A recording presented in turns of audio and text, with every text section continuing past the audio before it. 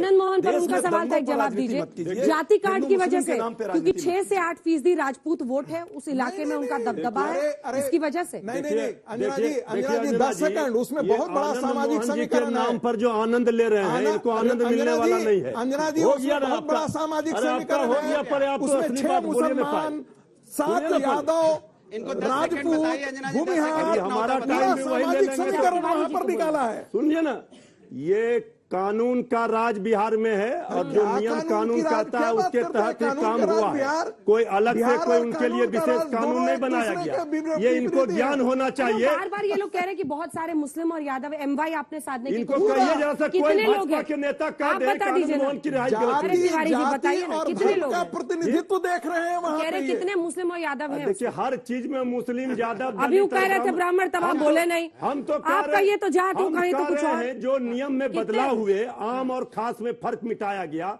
उसका लाभ जिसको भी मिला वो बाहर हुए। अब इसको आनंद मोहन से जोड़कर देख रहे हैं। अब बीजेपी तो खुद ही दो फाड़ है।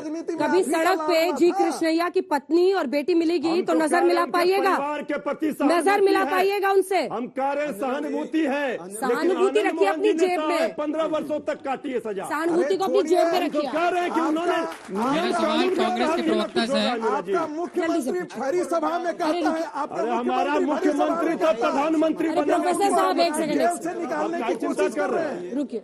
मेरा सवाल कांग्रेस के प्रवक्ता है, सर आप ये बताइए, जब से दक्षिण कर्नाटका में चुनावी दंगल का बिगुल बजा है, तब से आपके नेता ने एक विवादित बयान दिया। आप किसी पार्टी का विरोध कर लिए चलेगा, नीति का विरोध करिए चलेगा, पर जो नेता सदन में एक प्रधान पद पे बैठे हैं उनका आप गाली क्यों दे रहे हैं? क्योंकि जनता के अंदर क्या मैसेज आएगा? आप कोई मुद्दा बताइए ना, किसके ऊपर मुझे चुनाव लड़ना है, जनता को क्या फायदा पहुंचेगा? आप गाली दे रहे हैं, सांप के जहरीले सांप की तुलना कर रहे हैं, जनता के अंदर क्या मैसेज आएगा? आप जवाब दीजिए। हाँ, बहुत अच्छा प्रश्न किया है। उसके लिए खेद उन्होंने जताया है। किसी तरह से यदि मिसकंसेप्शन लोगों में फैली है, उनका जो आशय था, हमारे राष्ट्रीय अध्यक्ष ने उस आशय को स्पष्ट किया कि जहर की खेती करने वाले लोग, जो भाजपा के विचारधारा है, RSS की विचारधारा है, उस पर बात है। दूसरी बात, 10 सेकंड और दे दीजिए हमें।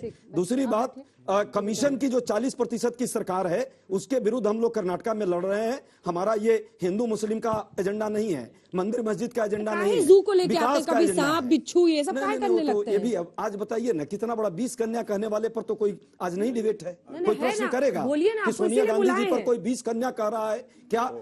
पाकिस्तान का और चीन का एजेंट कर रहा है, आए दिन लोग गाली देते हैं। विधवा इधर देखिए, विधवा पर जो है इधर पर जो लोग प्रश्न करते हैं, इधर तो कम से कम अजय जी इधर देखिए, शर्म कीजिए। देख ही नहीं अभी पा रहे, पूछा नहीं क्या? पूछा ना, अपने ही अध्यक्ष के बयान पूछा नहीं, मैंने पूछा नहीं, तो ये जवाब दे रहे हैं। तो और कैसे जवाब? अभी आपने मुझ पे कहा ना, थोड़ा सोच समझ के तो बोलिए, इतना झूठ मत बोलिए सामने।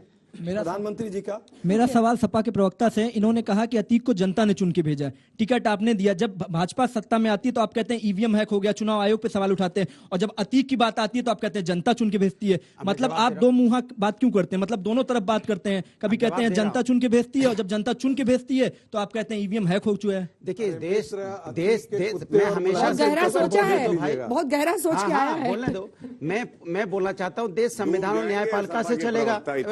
मैं अपना जवाब दे दूं।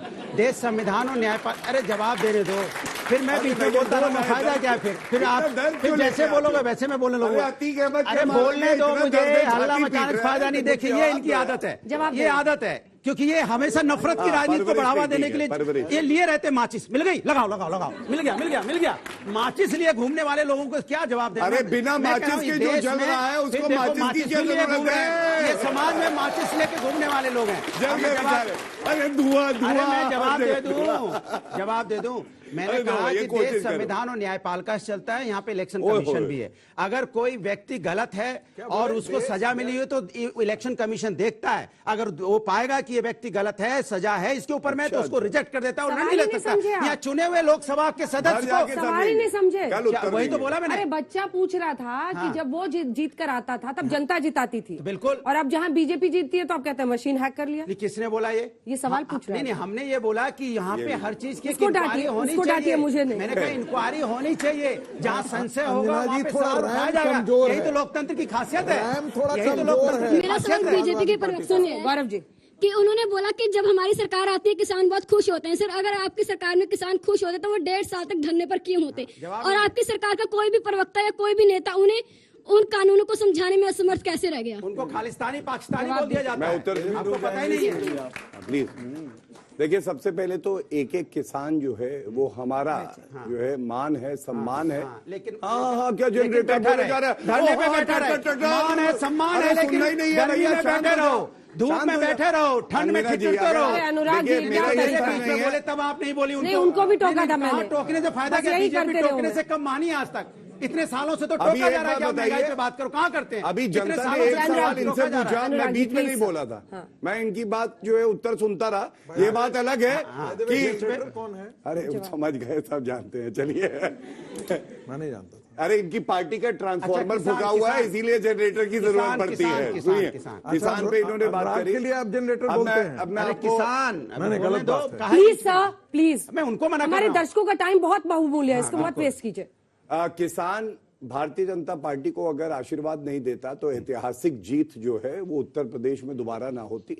एमएसपी, मैं आपको बता रहा हूं, स्वामीनाथन कमीशन की रिपोर्ट आई, 8 साल तक ठंडे बस्ते में कांग्रेस पार्टी ने रखा, कमीशन बनाया उन्होंने था, सिफारिशें लागू किसने करी? सवाल कुछ और था। भारतीय मैं किसानों के लिए बता रहा हूँ।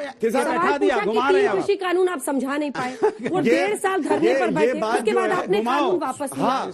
ये था सवाल। प्रधानमंत्री जी ने, अगर आपने उनका, चुप हो जाओ Anurag ji please, comedy show नहीं कर रहे हैं। बोल नहीं रहा हूँ मैं, तो कॉमेडी शो नहीं कर रहे हैं, नहीं बोल रहा हूँ मैं, तो बोल रहा हूँ किसान पे तो गंभीर हो जाए। मैं किसान पे ही बोल रहा हूँ, घुमा रहे हैं, गंभीर वो नहीं है, हम गंभीर हैं, जवाब नहीं दे रहे हैं। उन्होंने हेलीकॉप्टर बैठा घुमा रहे हैं, घूमो।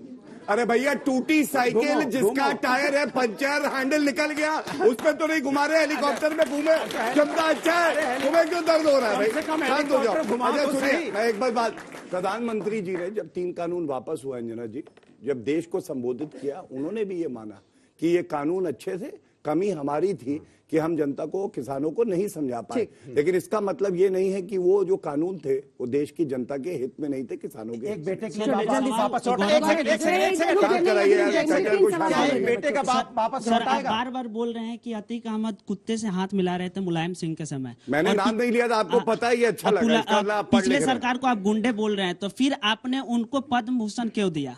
और दूसरी बात ये सर, जो आप आरोप लगा रहे हैं, जो कांग्रेस आपको जहरीली ये बोलती है, तो फिर आप लोग का भी तो स्टेटमेंट आता है कि जयचंद चाहे हो गया, चाहे एक कम्युनिटी के खिलाफ प्रवेश भड़काता, तो आप क्या भड़काया, आप बताइए। सर कहते हैं जो सामान खरीदे ना, आप न्यूज पे दिखाया गया था, तो आप उस पे कार्रवाई कर एक एग्जाम्पल तो सेट कीजिए। मैं आपकी पहली बात, आपने जो कहा कि आपने पद्म विभूषण क्यों दिया, कोई भी नेता हो, राजनेता हो, उसके तमाम जो है समाज के लिए अच्छे कार्य भी हो सकते हैं, उनको ध्यान में रखते हुए ये पाया गया कि पद्म विभूषण मिलना चाहिए। इसका ये मतलब नहीं है कि अगर वो अतीक अहमद के कुत्ते से हाथ मिला रहे हैं तो हमारी सहमति उस पर भी है।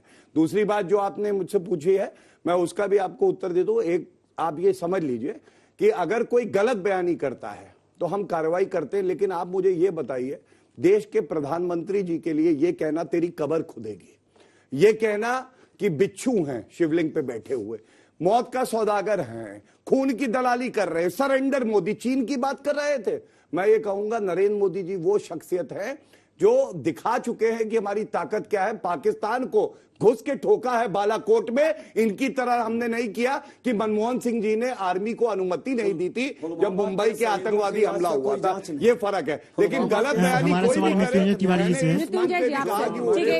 करे। क्या मजबूरी थी कि जेल अधिनियम में बदलाव करने की, और आपके नेता बोलते हैं शिवानंद तिवारी कि जी कृष्णैया को उस रास्ते से क्या जाने की जरूरत थी? इसका मतलब कि दलित गुनाहगार है और नीतीश कुमार है, यही मतलब कि रास्ता गलत चुन लिया था। वो जो कानून में बदलाव किया गया, माननीय सर्वोच्च न्यायालय का आदेश है कि आम और खास। आपके तो नेता बोल रहे हैं सर कि मतलब क्या जरूरत था उधर से वो रास्ते जाने का? उन्होंने क्या कहा?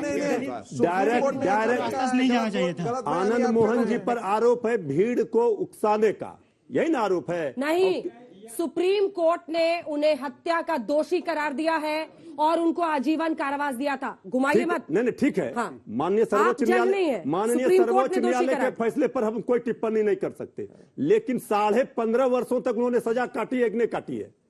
कितनी संवेदना है आपकी? हमको कोई संवेदना नहीं है, हमको कानून पर विश्वास है और कानून के तहत ही कोई कार्य होगा। बाकी इधर उधर जो लोग कर रहे हैं वो बेकार है।